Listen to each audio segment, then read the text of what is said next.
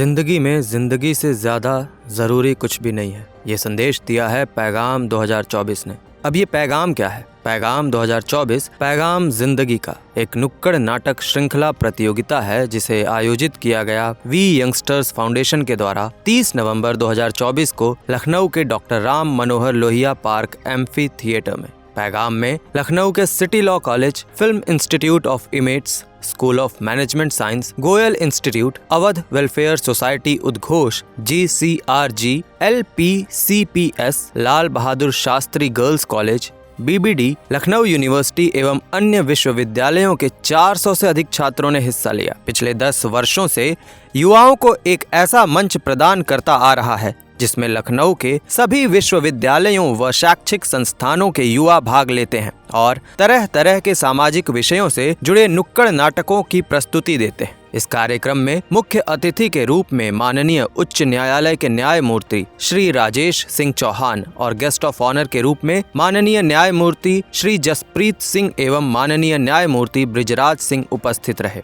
आइए आपको दिखाते हैं वी यंगस्टर्स फाउंडेशन के संस्थापक व सदस्य देश दीपक सिंह जी से बातचीत के कुछ अंश। पैगाम 2024 हम लोग पैगाम जिंदगी का लेकर के आप लोग के बीच में आए और इसका उद्देश्य हमारा ये था कि जिस तरीके से हमारे देश में आत्महत्या के केसेस बढ़ रहे हैं, अगर हम जब हमने रिसर्च करी इस विषय पे काम करने के लिए, तो हमने देखा कि 4.2% रेट से हर वर्ष आत्महत्याओं की घटनाएं बढ़ रही हैं। हर दूसरा व्यक्ति अवसाद में ग्रसित है, या उसको लगता है कि वो डिप्रेशन का शिकार है, या उसको लगता है कि वो एंजाइटी में जा रहा है, या वो खुश नहीं है।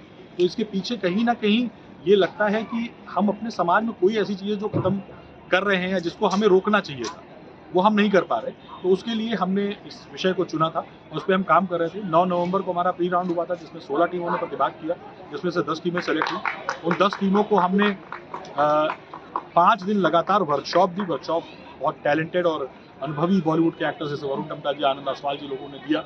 और उसमें से 10 टीमों ने लखनऊ के 10 अलग अलग स्कूलों में 10 दिन 18 से 28 नवंबर तक अलग अलग स्कूलों में सेमीफाइनल राउंड में प्रतिभाग किया और उससे 3 टीमें सेलेक्ट होकर के यहाँ फिनाले में पहुंची और उन्होंने आज यहाँ प्रतिभाग किया।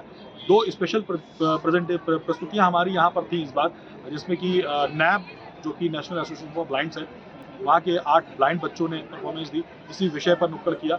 और इसके साथ ही 1090 वुमेन पावर लाइन, क्योंकि वो सीधे संवाद उनसे होता है, बहुत इनको काउंसलिंग करनी पड़ती है, वो यहाँ पर आए, उन्होंने अपनी प्रस्तुति दी है और इस तरीके से ये पूरा आयोजन हुआ। इसके साथ ही साथ हमने पोस्टर मेकिंग, स्लोगन राइटिंग और पोइट्री राइटिंग कॉम्पिटिशन किया, जिसमें 180 बच्चों ने प्रतिभाग किया और उसमें से 45 बच्चे सेलेक्ट होकर के फिनाले पे यहाँ आए और उसमें से फर्स्ट, सेकंड, थर्ड हमने सबको दिया है। कैश प्राइज सबको दिया गया है, मोमेंटोज हैं, मेडल्स हमने दिया है। हमारा उद्देश्य उनको प्रोत्साहन करना है।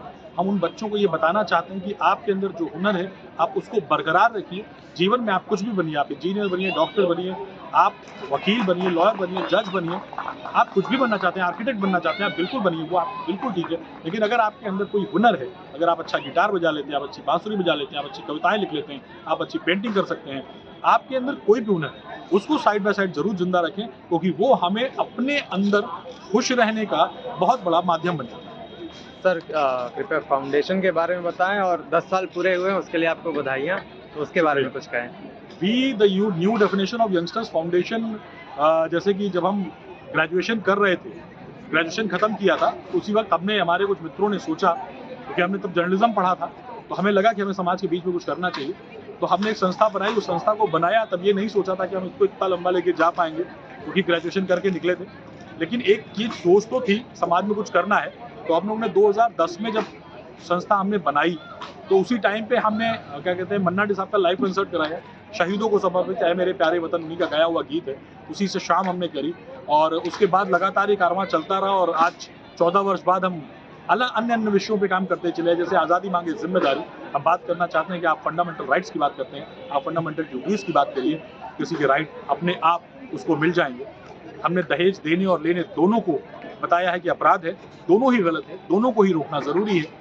तीसरा, हमने पर्यावरण पे काम करने की कोशिश करी, फिर हमने रिश्तों पे बात करी, अब हम जिंदगी पे बात कर रहे हैं, हम अपने परिवार पे बात कर रहे हैं, अपने परिवार के लोगों में बात कर रहे हैं, बहुत ज़रूरी है।